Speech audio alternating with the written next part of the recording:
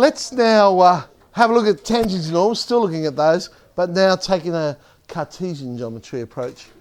So our tangent,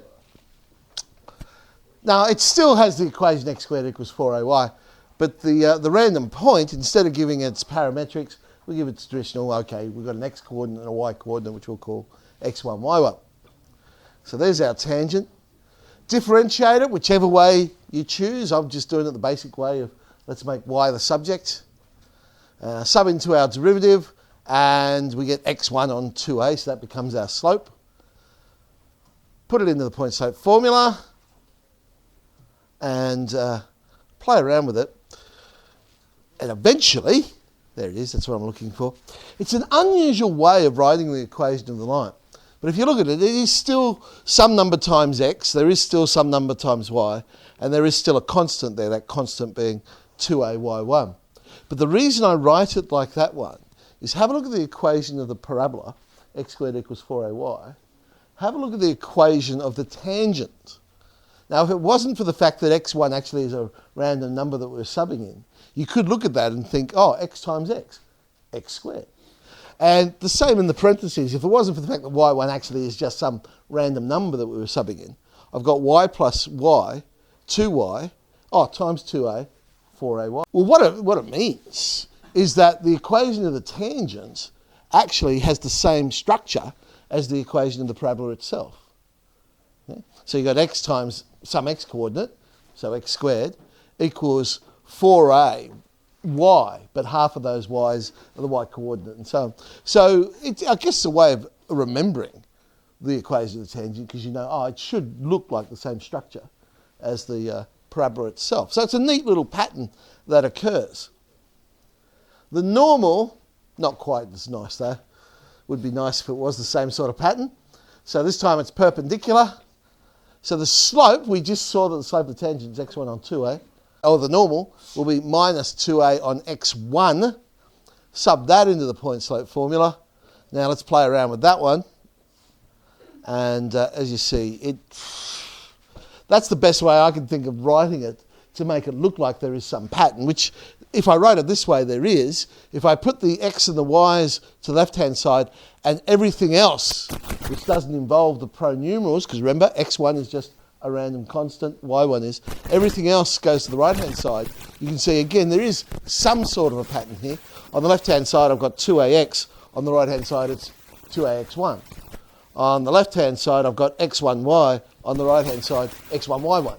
So basically x1 and y1 have been substituted into the terms on the left-hand side. That, I think, is the neatest way of writing it, so we can see some sort of a pattern to the equation. But again, it is the equation of a line because we do have something times x, something times y, and then just some random number at the end there. Lines cutting, touching, or missing the parabola altogether. So once again, here's our standard parabola. If I was to draw a line in, it's going to do one of those three things. So there's an example where it cuts it completely. So it hits it in two spots. It could be a tangent, so it just touches it. Or, of course, it's possible it could miss it altogether. Now, we know that the parabola and the tangent will meet when? If I was to solve them simultaneously, so y is equal to mx plus b, I just give it its standard equation. And so if I solve it simultaneously, but I'm using the substitution method, I'll get x squared equals 4a mx plus b. I've now got a quadratic equation. If it is a tangent, then I know there's only one solution to that quadratic equation. So going back to our quadratic theory, they will meet when? Exactly. So I don't actually have to go and find x. I can simply say, well, here's my quadratic. I know there'll be two solutions if the discriminant is greater than 0.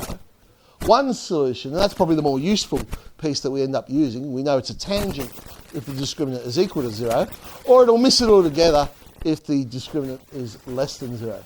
So that idea of using that, hey, I know it's a tangent, so I'll solve the discriminant to find, and I could end up finding the slope using that, because you'll notice if I use the discriminant, I'll get, well, let's actually do it. Here's our discriminant, b squared minus 4ac. Subbing in, there's no longer any x value, so I don't need to know the point of intersection. there it is, 16a outside of am squared plus b. But if we're talking about greater than 0, equal to 0, or less than 0, remember we're talking about our standard parabola, where a is always going to be positive. So the 16a, in a way, doesn't really matter. It's just the am squared plus b. That'll change sign. So I know there's going to be two solutions if am squared plus b is greater than 0. One solution, in other words, it'll be a tangent when am squared plus b is equal to 0. Okay. That, as I say, is the common idea. We end up using a reasonable amount. And no solutions if am squared plus b is less than 0. This is the same question we saw in parametrics, but now going to solve the problem using a Cartesian idea. So remember we had to find the equation of the two tangents because we've got our external point. From our external point it's possible to draw two tangents. We want to know what the equation of those tangents are. So now I'm going to say, just like the last one, I go, well, I know the tangent will be of the form y equals mx plus b. So I now know that 2 is equal to 3m plus b because the point 3, 2 is on that tangent. So I now have a relationship between m and b. So b will be 2 minus 3m. I do that so that now b actually is irrelevant. To find the equation of the tangent, all I now need to know is the slope of the line because it'll give me the mx, but now it'll also tell me what b ends up because b is 2 minus 3m. Okay, it's x squared equals 4y as my parabola. Sub in, using our y equals mx plus 2 minus 3m. We create our quadratic. Then we use the idea, well, hang on, if this is a tangent, the discriminant is less than 0, and I now get a quadratic in terms of m. And so I can go and find those values of m, and then once I know m, I know the equation of the tangent. So in this case, where are we? Same answers we got the other day, which we would hope it would be, because it's the same question. We end up, our possibilities is 1 or 2. The difference with the question the other day, you remember, is we were finding the values of the parameter. And the values of the parameter turned out to be 1 or 2. But as we've seen, the slope of the tangent always turns out to be the same as the parameter. So slope equals 1 or slope equals 2. Subbing it into mx plus 2m minus 3m, I come up with my two equations. So that's a Cartesian approach to the same problem. All right, 9G, woo, backwards. 9G, stay still, thank you. We shall have a look at those particular ones.